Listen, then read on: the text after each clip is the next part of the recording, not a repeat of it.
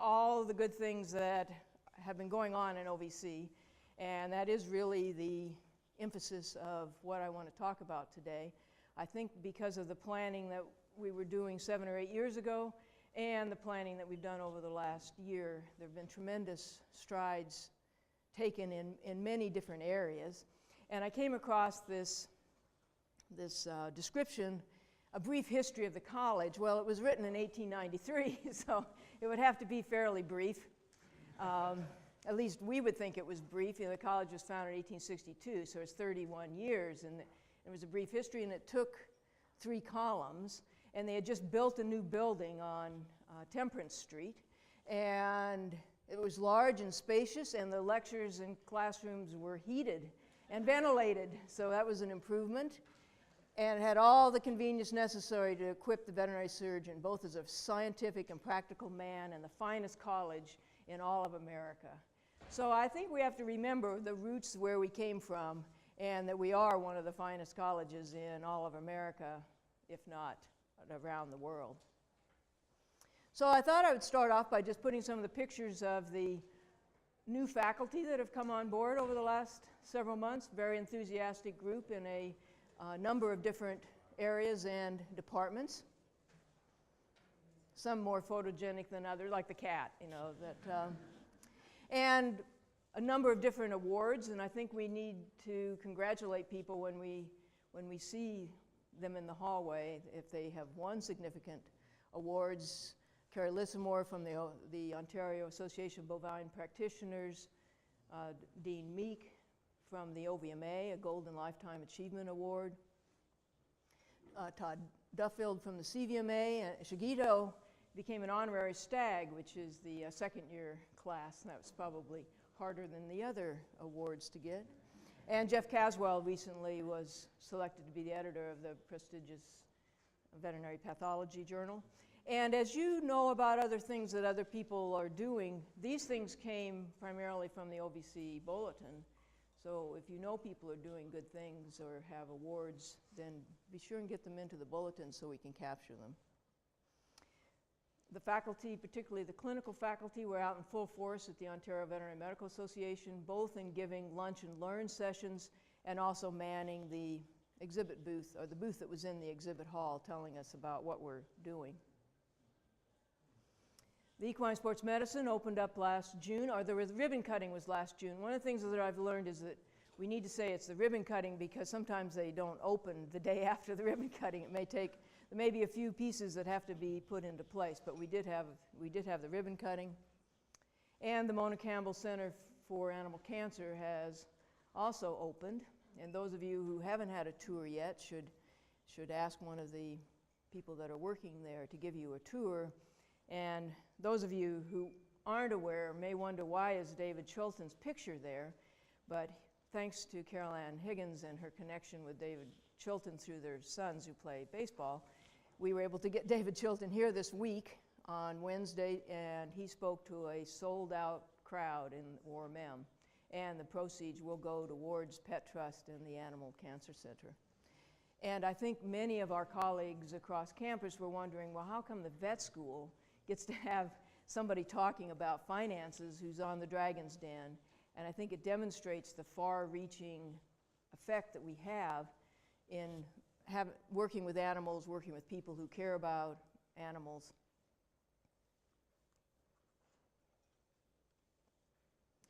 Graduate growth, no question that that's a success story. You can see that just in 08-09 we had 234 graduate students, and as of this year it was 301.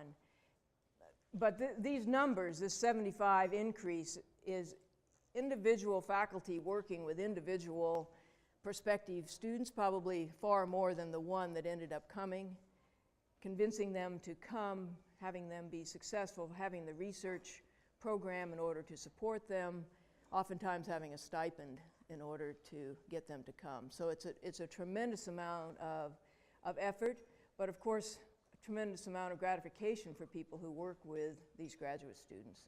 And it also spreads the message of what OVC is doing throughout the world. Congratulations to our newest well, they're not quite associate professors yet, but by July they will be, or professors. And I think some of them are here, and we should give them a round of applause.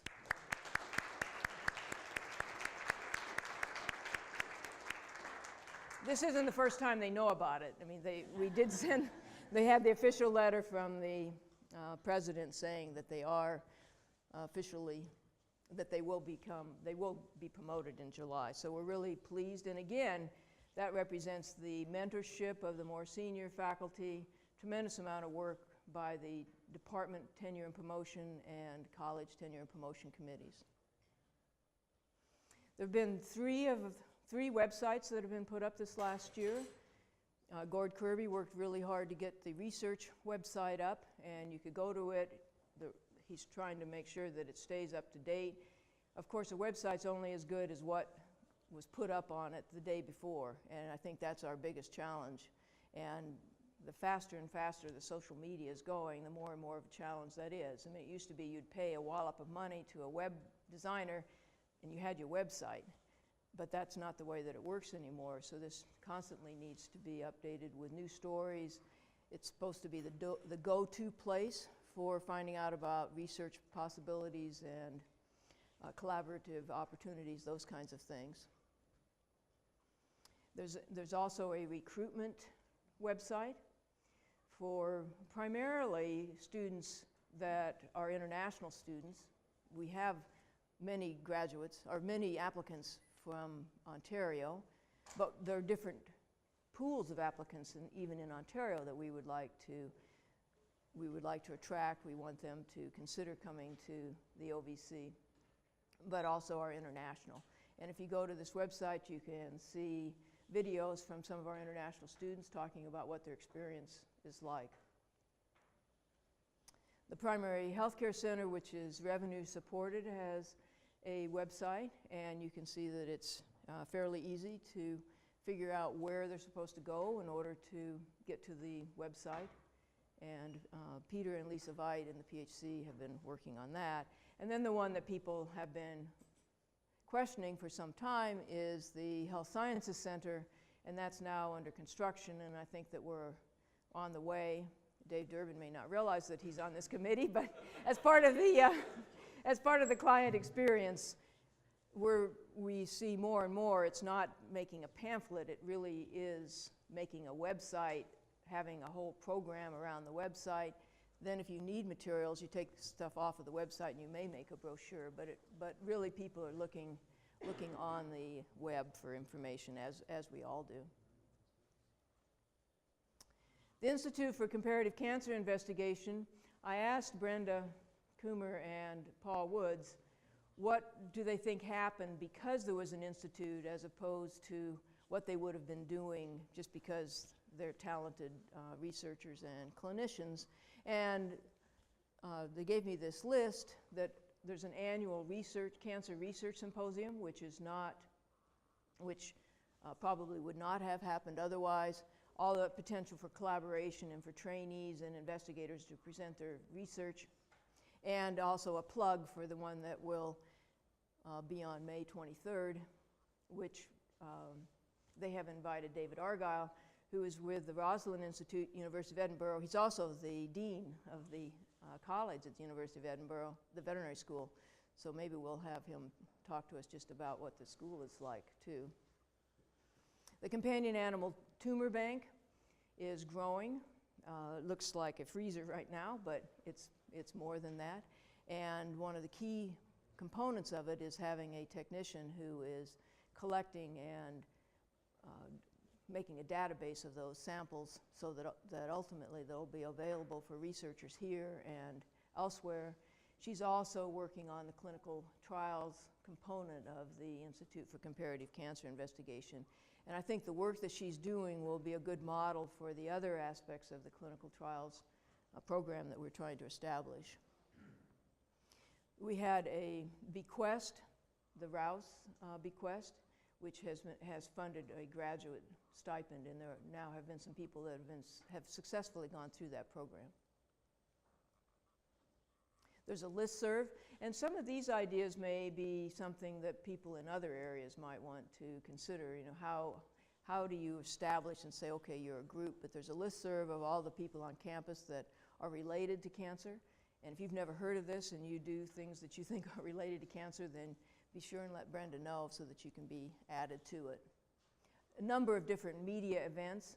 By having the Institute, we know who to go to if somebody from the media calls, or we can also go out to the media with stories. And stories about animals are quite popular. We could probably have a story or two every couple of weeks. The pharmaceutical companies, other industries, donors, they all are recognizing the Institute for Comparative Cancer Investigation. And we are members of the NIH, and Brenda, you'll have to say what the, now I can't remember what the Comparative Oncology Trials Consortium. We're the only Canadian member of that, and they identified the ICCI as a place where there are skilled people, there are the resources in order to participate. The Center for Public Health and Zoonoses, most of you are familiar that some of the animal health laboratory was renovated into modern labs for CFAS, and this was through a grant, a $1 million grant from the Canadian Foundation for Innovation. And now they also are working on a biobank, but this will be Salmonella and E. coli kinds of samples, a little different. But using it as a shared resource, there are researchers at OVC that have been collecting these samples for years, and if they're trying to look at it, has there been drift of the genome, or are there other pockets that are one type or the other, it's a tremendously valuable resource. They've been having a number of meet and greets with local public health people. Some of this is not as tangible, what's the benefit of it other than having a glass of wine and some food, but there are new collaborations, people that may not be in the same room otherwise. And Zvonimir Poljak's work on rabies with the local public health is a good example of that. And they also were asked to host a workshop on what should the public health curriculum be in Canada at veterinary schools. And so people from the other veterinary schools and also from some of the government agencies came, and they developed essentially a white paper on what the curriculum should be, and that was sent to the Association of American Veterinary Medical Colleges to say, you know, this is what we think should be included in a public health curriculum. So what about this year? I mean, one year blends into the other, and there are projects that we started in the first integrated plan that are continuing on, but some of the specific things, we have this issue around the accreditation and what do we need for accreditation, and Peter Conlon is taking the lead on this, but it's wrapped up in the infrastructure needs that we have and also the finances. And so we're in the process really of getting an overview and trying to decide just, you know, what is it that we present to the accreditation body. Every year we have to file a report, and this year they asked a lot of questions about, you know, just where are we going with our finances and what's happening. Fortunately, we were able to tell them about the Animal Cancer Center and some of the other new projects that were going on. Many of our alumni classes are interested, particularly the earlier classes, are interested in renovating the historic space. When they were here in classrooms, those classrooms were in the traditional building, the Heritage Building. So the class of '57 donated money to renovate the entrance, and you can see them here at Alumni Weekend. Except Jack Cody is not in the class of '57, but he seems to manage to be in every picture, sort of like Where's Waldo? And it's because he was the honorary class president of so many classes and he comes to the Alumni Weekend, and everyone is happy to see him. And then the class of OVC '69 has paid for the renovations for the Barker Museum to make it into a very nice museum/boardroom. Enhancing ecosystem approaches to health. There's a marketing plan being developed, in order to raise funds for a chair in that position, either a term-limited chair for 5 years or an endowed chair. Dr. Dewey is right at this moment teaching a first-year seminar on ecosystem approaches to health. First-year seminars is a program of the university for entering university students. And she's also represented the school at a couple of major initiatives. The Department of Population Medicine has an open position. It was David Waltner-Tave's position, and so that's in the process of being filled, recruited for. And I think that this initiative is slowly gaining momentum. The Primary Healthcare Center, as you know, was built a few years ago and is now populated with students from all 4 classes. And the intent from the beginning was to have a global model for healthcare education in primary care. And so they're looking at delivering a distance education and also an on-site education model, and have formed a committee that has a number of people from the OVC, but also from the other parts of campus, so that we can use the expertise of other people in this combined model of distance and hands-on. There was one initiative that was quite big, actually has been broken into 3 or 4, about assuring a safe food supply and that we would have properly trained HQP, highly qualified personnel. And one of the overriding parts of this initiative was to apply for a CRC, Canadian Research Chair in Disease Modeling. And so far it's going along well. It had to be proposed to the university, and it's a combined chair with math and stats and the College of Physics and Engineering Sciences. And it's been approved by the university, and it's now gone to Ottawa for their approval. So we're hoping that we'll hear about that in the next month or 2. And then there are research networks that have been established. The Poultry Research Network, which is being led by Rob Jacobs and Cheyenne Sharif. And one of the reasons I put the leads names on this is so that if you have specific questions that you can go back and ask them. I asked all of the initiative leaders to send me information, and so some of it I've just put up here, and if you ask me too many questions about it, I wouldn't be able to answer them. But they've formed an advisory board for this research network, and includes industry representatives in addition to faculty. They have the beginning of a website, and they've been meeting with potential external funders or collaborators. They just completed the search for an avian health faculty member, and so this was a position that was open, and they were planning on filling it, but it's fitting in well, and we hope that this person will be one of the leaders of the initiative. The Dairy Health Research Network, a major focus for them was to create an NSERC industry chair. And for an NSERC industry chair, you have to have industry support, then you have to apply to NSERC for matching support. And we're pleased to report that the dairy farmers of DFO, the dairy farmers of Ontario have agreed to provide the funding for the industry side, and now the application has gone forward to NSERC. So you can see a lot of these kinds of things. It's a number of different steps. You put a lot of time into one part of it. You don't have a guarantee that the other part is going to come forward, but I think with a number of these initiatives, we're optimistic that we will be successful.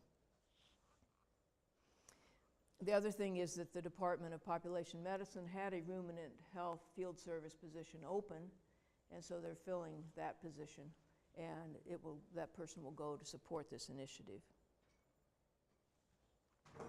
For the swine health research, there's a swine health faculty position open.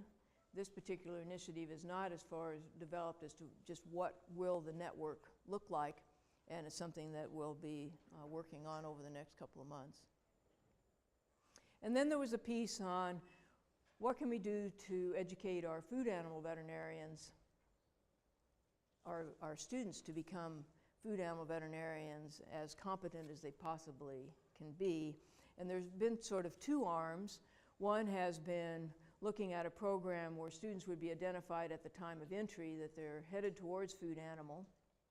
And the other is to have an enrichment program while they're here. And Carrie Lissamore and others have established the Bovine Education Trust, which isn't to educate bovines, it's to educate students who are headed towards food animal medicine, particularly dairy and beef, and they are gradually gaining momentum. This is a partnership with the Ontario Bovine Practitioners Association, and they really understand the need for this, for providing learning opportunities for students in the real world environment. The Animal Cancer Center is one of the 4 special focus areas in the clinical area, and we've talked some about the Animal Cancer Center, so I won't go any further into that. Equine Sports Medicine did have the ribbon cutting. There have been a number of things that had to happen before they could actually start seeing patients, but they have had the facility approved by the CVO. There's equipment that's getting into place. Another initiative for in the clinical area is minimally invasive procedures, and they've identified the space in the HSC. There's fundraising going on in order to renovate the space. A business plan has been developed, and there's some equipment. Again, like with all of these efforts, it's not as if yesterday we weren't doing it, tomorrow we will be doing it. No, the reason that this initiative was even selected is that we have faculty that are skilled in this, but they need more space and support to be able to really grow the area. And the same thing with the recuperative and restorative program. This one has gone through several name changes, so we're not going to make the acronym yet until we know what the final, how it's being, what the final name might be. And this is rehabilitation, could potentially be stem cell therapy, a whole variety of things, perhaps some that we haven't even thought about. And they're working probably at not to the level where things are being purchased, but the plans are being put into place. We have a rehabilitation area within the primary healthcare center, and so there will be coordination between those. But what kinds of things need to be done on site, and then some of the more advanced therapies in regards to rehabilitation and recuperative therapy. Now this one you would say, well, of course, we're going to be sure that our graduates have entry-level competencies, but what is demanded of our graduates is constantly changing, and what our students demand of us is constantly changing. So we're continuing to look at it. And Carrie Lissamore and now Stephanie Nykamp are continuing the work with Dale Ackerman on the review of the curriculum. The first 3 years have been done, and from what I gather, the curriculum committee is looking at where there might be redundancies, how things might be organized differently, or how other areas might be emphasized, and they're now beginning to look at the 4th year with the same idea in mind, and making a curricular map of all 4 years to guide decisions for the future. There was one initiative to create new graduate programs in a couple of areas based in biomedical sciences, and because of the prioritization program process, the 3 Ps, it's been put on hold because we're not introducing new degree programs right now. But within the Masters of Biomedical Sciences, they want to emphasize reproductive technologies and clinical trials management. And so Gord Kirby and Neil McCluskey are working with a committee to look at, are there specific courses that could be offered in the biomedical sciences master's degree that would attract students. This was a program that initially there was great uptake and great interest in the Biomedical Sciences Masters. Now, well, 1 year, it was lower than it was the previous year. We're not sure just where it might level out. And then the other area for translational research is the clinical trials program. And the committees have met and they've identified a number of topics that need to be addressed in order to have a successful clinical trials program here. And Gord Kirby's the lead, but he has a number of people who are subcommittee leads. They decided fairly early on that it should be divided into interest areas, or by species for that matter. Food animal has been doing clinical trials for quite some time. Companion animals not so much, and cancer is beginning to do more. So this was the update I had, and one of the things that people have said is they want to have time for discussions when there's an update, so we have that time.